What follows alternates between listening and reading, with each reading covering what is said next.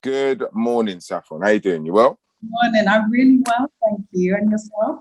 I'm blessed, always, always. Can't complain. We're going to talk about Leopards about to do its run at the Rose Theatre.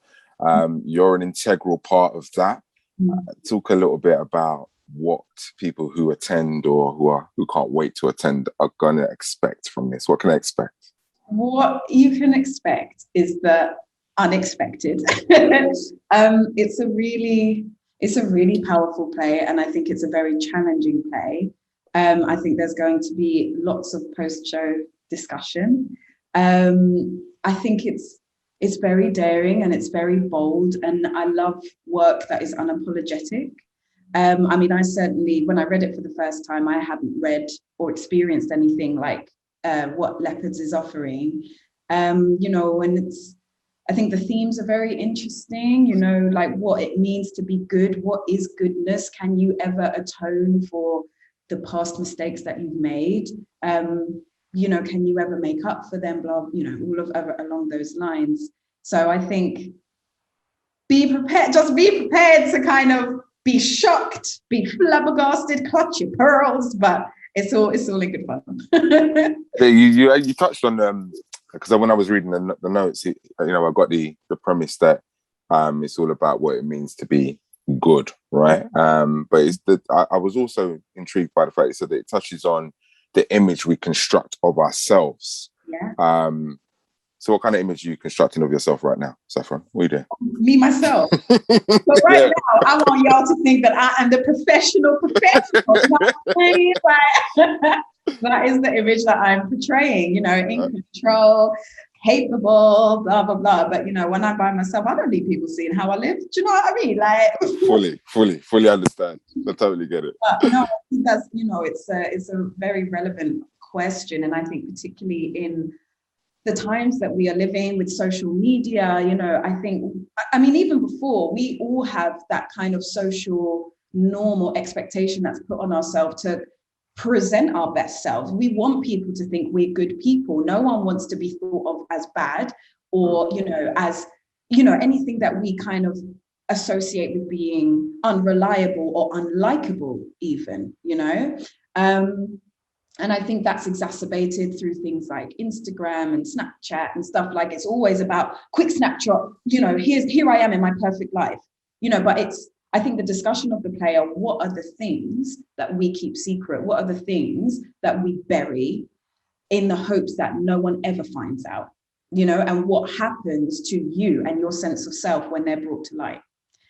So talk about working with Martin. What's that like? How have rehearsals gone? Oh man, I love him. Martin Marquez is the sweetest, most thoughtful, very funny, but meticulous actor as well. Like not only is he a wonderful person, but when it comes to the work, he's all about it. He minds the text, kind of interrogates it. He wants to get to the crux of it, and he's always about how can we tell this story better. So that's what's been really interesting about this experience, because I have worked on new writing before. A couple of years ago when I left drama school, I did a show called A New and Better You at the Yard Theatre in Hackney. But it was a very small cast as well. But it was very abstract and very new. And like that whole creation process was so intriguing, very enjoyable, very challenging. I've forgotten that. I think it's been so long, pandemic notwithstanding, of it being so intense and really, and being like, is this the best way to express that? Or do we need that part? Or do we cover that part in this? And Alys Metcalf, who is the playwright, she is an absolute star trooper, so resilient, so open to change. She's not precious. She goes, yeah, okay, she hears you out. If she doesn't agree, she'll definitely say, because obviously you don't want to be a bully in the room. But it's been a very collaborative process, and it's just been a joy to work on. And Martin has kind of made it his prerogative to keep himself and myself very safe in the room, because the themes that we're exploring are very intimate. And I've just felt so supported by him, and he's just the best. He is the best. Yeah, you touched on Alys, and I wanted to kind of embellish on this piece of works from her a little bit more. You kind of almost answered the question that I've written down, but just talk about that space for you to input and for you and yourselves and Martin to kind of just be a bit more innovative with what you were reading and just kind of impart your own sense of self. Yeah, I mean, what I love about Alys is that she is very sensitive in terms of she will listen to you. She's not hard-headed. She'll take on board what you have to offer. And, Alys writing, she's written a specifically mixed race role. She's not mixed race herself. So when I've come to her with questions or just kind of, musings or just being like, what specifically do you mean by this? Or, from my experience, it's this and blah, blah, blah. She's just been so completely open. And she's been like, oh, if anything, she's been very grateful. I mean, and I don't mean that in a kind of big-headed sense, just been very open and very kind of like, yeah, tell me more. And, she's just intrigued. She's taken it upon herself to make sure that she's bringing other people to the stage other than her own cultural background, which I think is wonderful. And on top of that, she, listens and she adapts as needed, and what is so exciting about new writing is that until press, the play could still change. That bit could come back in, that bit could be taken out. She's so on board with the whole kind of, I don't know, germination of the process that, until this baby's ready to come, she's still feeding it, she's very nurturing that way. Yeah, I was gonna how did that lend itself to, what Christopher Hayden, who directed it, how did that lend itself to what he was delivering? As in, sorry, I didn't catch that. The director. Chris. Christopher. I know. Chris directed it. So yes. How did that lend itself, her openness, to kind of him being able to shape the narrative as well? Oh, he was absolutely given his 2 cents, 5 cents, $1. Do you know what I mean? Like, that's like the whole.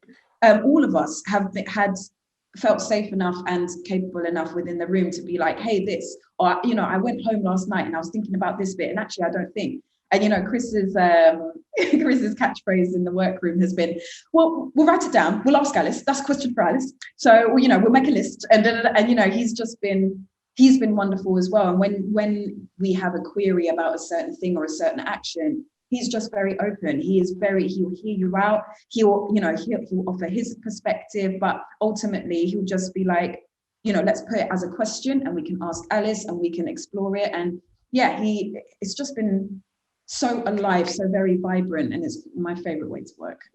I can kind of picture it already. So I'm excited to come and see it.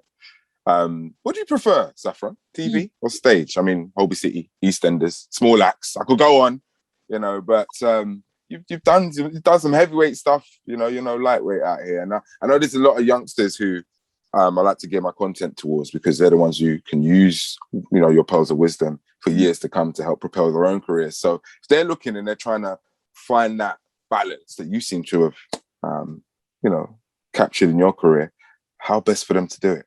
Well, thank you so much for your words, first of all. If any, I'm not going to lie to you. Anything that'll have me, I'll take it. Do you know what I mean? So, I was, in 2019, I was very lucky. 2019 was quite a massive year for me. That was when I did my first West End show in Amelia, which was like show of my life. And then the summer of 2019, all the way up until November, essentially, I was, I had TV work, I had screen, different projects. And that is just how it happens, and currently my work for the foreseeable future is in theatre, which, is a wonderful thing. I am trying at the moment to just trust the process. And ultimately, the crux of it is that I just love what I do. And I've always said, so for the young people who, you don't need to be young to want to be an actor, whoever wants to be an actor, I will always say, follow your nose, follow your instincts and be curious. And one, I never like to turn down an opportunity. So when I was in drama school, I got the opportunity to audition for the Carlton Hobbs Bursary Award, which was to do 5 months of radio at BBC Drama Company. And I just thought, well, I'd never done radio before. I'm really curious about this medium. Let me try it out. And, I managed to secure a place, and then that led to me being able to do audiobooks, which then led for me, enabled to get a voice agent. And coming up, I do have like a video game. So it's like, that is so like exciting to me. I've always, video games nowadays, I mean, always, to be fair, if the story is good, it's like you're watching a mini movie, you know what I mean? Or an epic movie, in fact. Anyway, I could go on. What I would say to young people is just trust yourself. Look, I remember being younger and, I was bare minimum doing school plays, always made sure I auditioned, or, regardless of whether I don't think when I was in school, I didn't get the lead for anything. I was like the friend or like part of the chorus or whatever it is, but it was the fact that I got to do what I wanted to do. It didn't matter whether the part was big or small. I got to act, I got to perform. That was the prerogative. When I left school, I was seeing what was on board, what was available at the time. And I managed to find auditions for the Old Vic Community Company. So, then I auditioned for that and I was part of the community company for 3 years. It's just about like, I just remember, and to this day, I'm looking back, I'm like, where's this drive? Because I feel like maybe I don't know whether this is fair, but like sometimes I can feel like I'm not doing enough. And I look back to that person, this young girl who, was so hungry for it. And she was looking and she was searching and, so I just think, look into your local community, see what's available there, create your own work. Like I just watched the documentary on the people who did People Just Do Nothing, and that came out of them having this passion, this shared joy that they had, doing something for a laugh, putting it together on YouTube, and all of a sudden they're making a film in Japan. That is amazing because it's come out of joy. It's come out of a genuine love of doing what you do. And like, that is when you're going to do your best work. So like for me, small acts, to be able to tell that story, something that as a mixed race person, and particularly, I have light skin privilege, I have blue eyes, like, I look a specific way, right? Sometimes I can feel like in the industry that like people don't feel like I have a right to my stories, or the right to the story of my mother or my grandmother or whatever it might be, or being Black and British. Sometimes it can feel like, oh, you're not quite enough to be able to do that. And that's why, like, when I got small acts, I felt so seen, and I felt so heard, and it felt right. It felt right and rooted in what I wanted to do. Like every cell in my body was like, this belongs to me, because of course it does, I wouldn't be here if my grandparents hadn't come over from Jamaica in the 60s. I wouldn't be here without my mum meeting my dad in, Southeast London, I wouldn't be here without my auntie telling me that she used to sneak out, and hope that her parents, that my grandparents didn't catch her. She'd be going to the blues parties and everything. So to be able to be a part of that, just, I don't know if there's a better word, but I don't know, it allowed an expansion within myself to be, and a groundedness within myself to be like, I know what this story is. And that is such a privilege. That is such a joy, because I don't feel like, I feel like things are changing, but a lot of the time I can watch something and be like, that doesn't belong to me. I can appreciate it for where it is. And it, the acting could be great, production could be great, everything, but it doesn't feel like mine. Whereas small acts felt like mine. So I, for whoever wants to do acting, just follow your nose, be curious, investigate what's around you, trust yourself, write something. Why not? Even it doesn't have to be a play, it doesn't have to be a feature length, short story, short film, poetry, slam nights, monologue slams, anything you want, it's all there. Just trust yourself, know that what you have to offer is enough, it's welcome, and it's needed. That's what I was saying. Talk to me about, I ask this quite often, but I'm really interested in your answer today. Talk to me about that view at the top of your mountain. What does it look like? What have you accomplished? Do you know, that's such an interesting question, because so often I can feel like I'm still at the base of the mountain. And what I'm trying to do at the moment is recognize the journey and appreciate the journey. That's why when we turned up so we're teching this week and we have our first audience on Thursday, when I'm turning up and I see my face on a poster and on the front of this building, I'm like, we have come so far. So at the moment, I am, okay. I'm at the, what's the view? The view is I'm just so thankful for every decision and every experience that has brought me here. I am thankful. I feel like, this lesson that we all deserve to know is that these things wouldn't have happened without our own belief, our own self-belief, our own kind of ownership of our talent.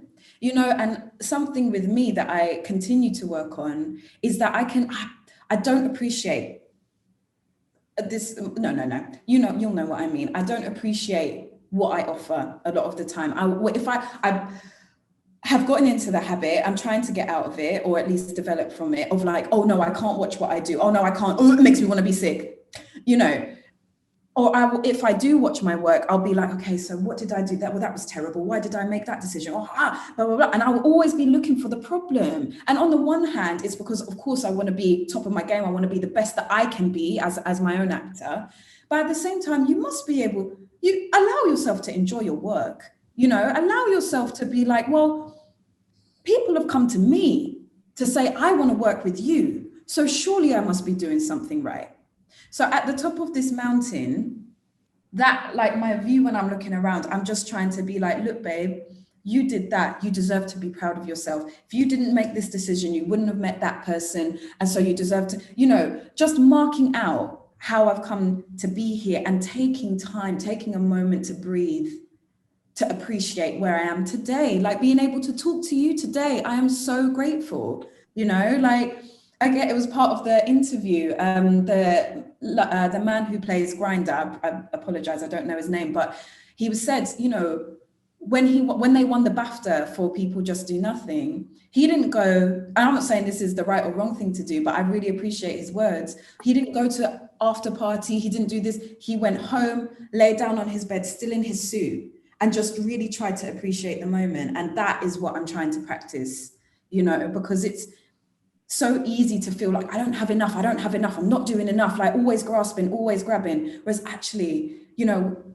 trusting where you are, trusting the process, the abundance of what has happened and what is going to happen, that's when, that's where the joy is, that's where the love is, I hope that answers the question. No, it does. I feel I could sit here for another 20 minutes with you. That's how quick time's flown. I really want to know what. Yeah. I really want to know where you got to, what you got next, what's in the pipeline. But let's do it at another stage. I think we've got everything I need in this one. I mean, Leopards. Let's bring it back to the beginning. Runs from the 2nd to I think the 25th of September at the Rose. I think there's socially distanced arrangements down there for those who are not still comfortable with where we find ourselves in I don't even know whether to call it a post-COVID, I don't know what period. But just in terms of you getting through the next couple of weeks, how does that look for you? I mean, what at what point do you get exhausted? Are you used to it? How does it run? It's so interesting. It feels like going from 0 to 60. The pandemic hit me like I was supposed to be in a play last year. Then it got postponed to this year. Then it's got postponed to next year, which, next year should be the absolute. But like, as an actor, that was a source of income that I was relying on, and then I didn't have that. And thank God for voice work, I was able to do audiobooks and radio here and there. But yes, going into a rehearsal period, into a teching period, into a performance period, after nearly a year and a half of no work, my body's like, oh yeah, this is how it is. Okay, all right, wake up, And I think adrenaline plays a big part of that. enjoying what you do plays a big part of it. Technique plays a big part of it. You know, I guess I'm quite grateful to myself. Over the pandemic, I kind of got my fitness up. That was something that kept me going, gave me a reason to get out of bed. So I feel like that has really helped. You know, my stamina is at a good point, I think. And also, as you say, it's muscle memory. And I wouldn't want to be doing anything else. If I'm going to be exhausted, I want to be exhausted over something I love, you know? So the next couple of weeks, I'm going to try and sleep, try and eat. But, you know, I start rehearsals for another play in a couple of weeks, which kind of cross over with this performance period. Wow. So that's going to be intense. But again, you know, I love the play. I love it. I'm in love at the moment. I'm in love with life. I'm happy. I'm grateful. Yeah. You're blessed. All right. Well, listen, it's been a real pleasure.